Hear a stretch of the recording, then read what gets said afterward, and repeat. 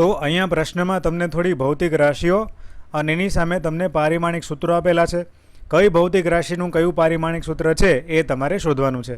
તો પહેલું છે યંગનો ગુણાંક એટલે કે યંગ મોડ્યુલસ. યંગ મોડ્યુલસની ફોર્મ્યુલા છે પ્રતિબળના છેદમાં વિકૃતિ. જ્યારે કોઈ તારને શિરોલંબ લટકાવી અને તારના છેડે દળ લગાવો અને દળના લીધે વજન ઉદ્ભવે, વજન ઉદ્ભવવાના લીધે તારની લંબાઈમાં વધારો થાય, તો આ જે ઘટના છે એના પરથી તમને યંગ મોડ્યુલસ મળે પ્રતિબળના છેદમાં વિકૃતિ.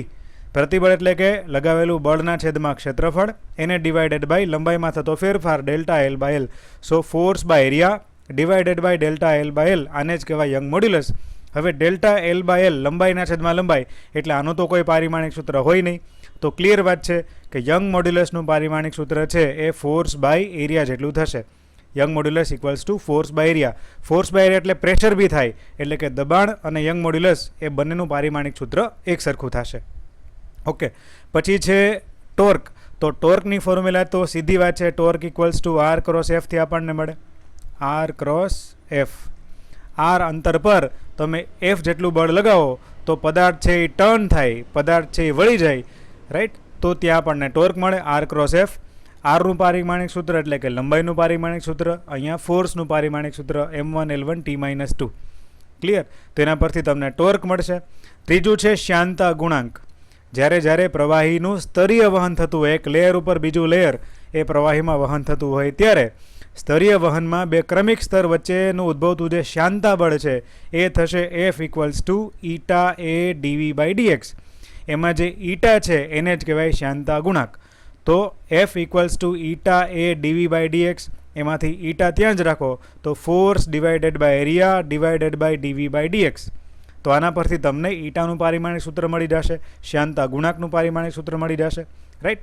ફોર્સ m1l1t-2 ક્ષેત્રફળનું પારિમાણિક સૂત્ર, v એટલે કે વેગ અને x એટલે કે અંતર, dv બાય dxને કહેવાય વેગ પ્રચલન. તમને વેગ પ્રચલનનું પારિમાણિક સૂત્ર એમ અલગથી પણ પ્રશ્ન પૂછાઈ શકે. સો dv બાય dxમાં વેગનું પારિમાણિક સૂત્ર અને dx એટલે કે અંતરનું પારિમાણિક સૂત્ર, આ બધું જો તમારી પાસે હોય તો તમને ઈટાનું પારિમાણિક સૂત્ર મળી જાય, રાઈટ.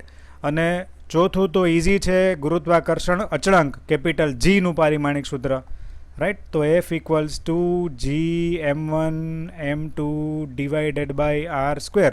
આના પરથી તમે જીને ત્યાં જ રાખો તો પારિમાણિક સૂત્રમાં આવશે ફોર્સ ઇન્ટુ ડિસ્ટન્સનો square divided by m1 m2 બે દળ. તો આના પરથી તમને જીનું પારિમાણિક સૂત્ર પણ મળી જાય.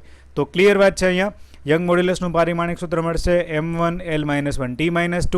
ટોર્કનું પારિમાણિક સૂત્ર મળશે m1l2t-2. શ્યાનતા ગુણાંક ઈટાનું પારિમાણિક સૂત્ર m1l-1t-1. અને છેલ્લે ગુરુત્વાકર્ષણ અચળાંક કેપિટલ G એનું પારિમાણિક સૂત્ર પણ થશે m-1l3t-2.